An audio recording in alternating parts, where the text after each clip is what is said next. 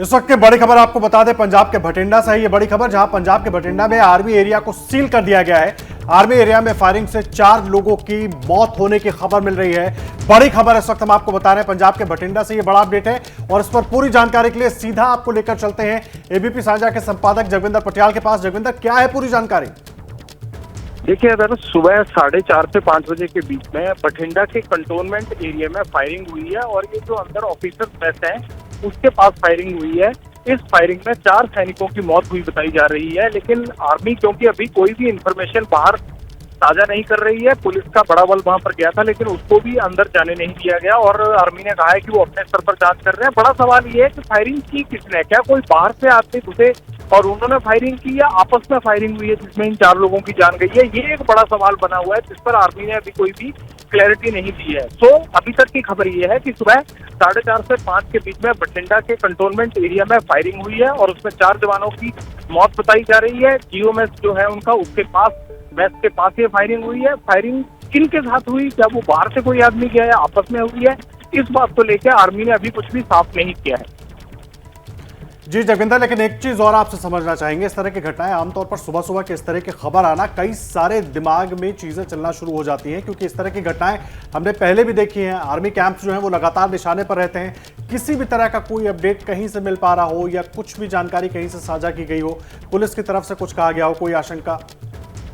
देखिए, अभी हम कोई भी जल्दबाजी में बात नहीं कहना चाहते, लेकिन आपका शक सही है कि अगर सुबह सवेरे कोई भी घटना होती है तो उसमें शक यही जाता है कि कोई घुसपैठिया तो नहीं था कि जिसको कॉर्डन ऑफ किया गया हो और वहां से फायरिंग हुई हो, या ऐसा तो नहीं है कि कोई अननोन आदमी जो सेना में ना हो वो अंदर छिपा हुआ हो और अर्ली मॉर्निंग उसने इस तरह की घटना की हो। क्योंकि अगर हम पठानकोट के एयरबेस पर देखें या फिर हम दीनानगर के टेररिस्ट अटैक को देखें तो वो भी सुबह सवेरे इसी तरह की घटनाएं हुई थी, इसीलिए शक जाता है। लेकिन जब तक आर्मी क्लियर नहीं करती है तब तक ये कहना कुछ भी जो है वो जल्दबाजी होगा। दूसरी बात, पुलिस को कुछ भी नहीं बताया गया है अभी तक। पुलिस के तमाम सीनियर अधिकारियों से मेरी बात हो गई है, वो कह रहे हैं कि घटना जरूर हुई है, लेकिन आर्मी ने ना तो अभी उनको बुलाया है, ना अंदर जाने दिया जा रहा है और ना ही आर्मी इस बारे में फिलहाल कोई जानकारी उनके साथ साझा कर रही है।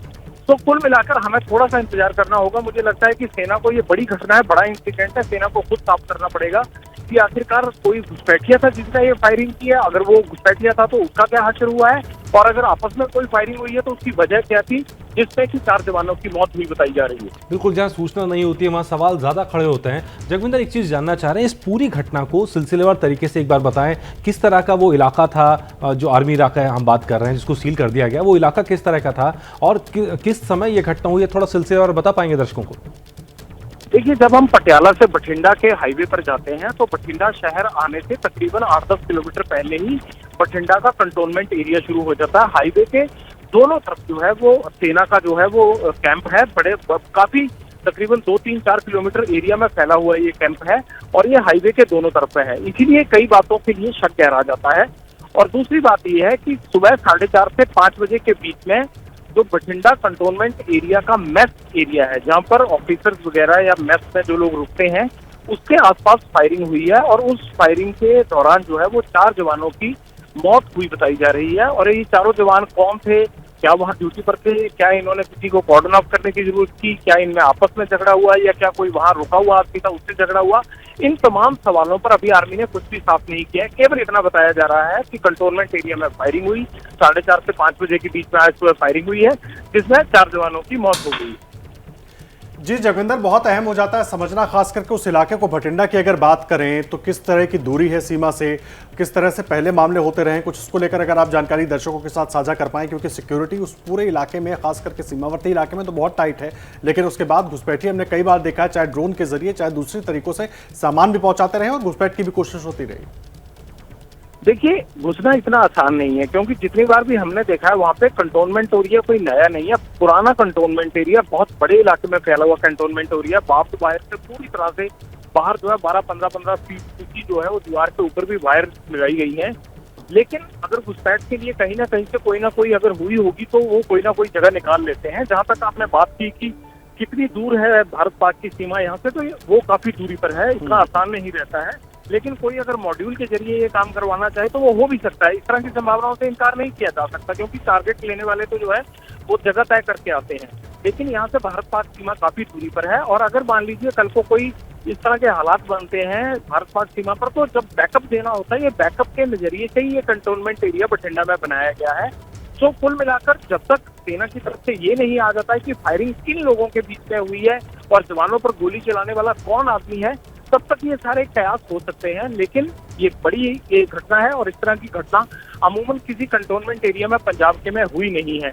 जितने भी हुए हैं आज तक, अगर मान लीजिए पठानकोट और उसके आसपास के बॉर्डर एरियाज की आर्मी इंस्टॉलेशन पर अगर अटैक हुआ है तो वो पाकिस्तान की तरफ से स्पॉन्सर्ड टेररिस्ट का अटैक था।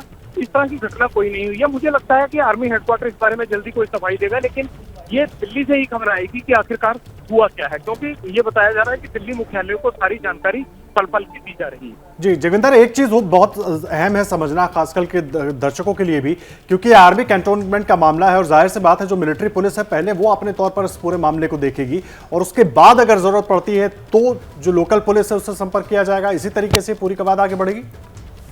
बिल्कुल आदर्श, अभी तक तो किसी को अंदर जाने ही नहीं दिया जा रहा। मेरी एडिशनल डीजीपी स्तर के अधिकारियों से भी बात होगी, वो केवल इतना कहते हैं कि कोई घटना जरूर हुई है, लेकिन वो कहते हैं सेना ना तो हमें कोई जानकारी दे रही है और ना ही सेना ने अभी हमें इजाजत दी है कि वो आर्मी एरिया में आकर कोई जांच करे। इसलिए उन्होंने कहा है कि हमें भी जितनी आपको सूचना है उतनी सूचना मिल रही है। फिलहाल आर्मी पूरी घटना के बारे में कुछ भी नहीं बता रही है, पुलिस तक कोई बात साझा नहीं की गई है और पूरा कंटोनमेंट एरिया सील है। ना किसी को अंदर से बाहर आने दिया जा रहा है और ना ही किसी को बाहर से अंदर जाने दिया जा रहा है। जी जगविंदर, इस जानकारी के लिए आपका शुक्रिया। लगातार इस घटना पर नजर बनी रहेगी क्योंकि ये घटना बहुत चौंकाने वाली है। सुबह 4:30 से 5 बजे के बीच फायरिंग हुई, 4 जवानों की मौत हुई। क्यों हुई इसका अब तक पता नहीं लग पाया, पुलिस तक को जानकारी नहीं दी जा रही है। सेना से बयान की उम्मीद की जा रही है कि सेना इस बारे में बयान देगी, तब ये मामला साफ हो पाएगा कि इसमें हुआ क्या। क्या मजबूरी है मेरी, बताइए। मैं अभी आपको बताती हूँ कि मैंने ओए होए होए होए, नमकीन के चटकारे लेते हुए टकटकी मार के डिबेट शो को पॉज रिपीट कर कर के देख रहे हैं जोगिंदर जी। इनकी तरह आप भी देखें अपनी फेवरेट डिबेट्स को रिपीट कर और डाउनलोड कीजिए एबीपी लाइव ऐप अपने स्मार्ट टीवी पर।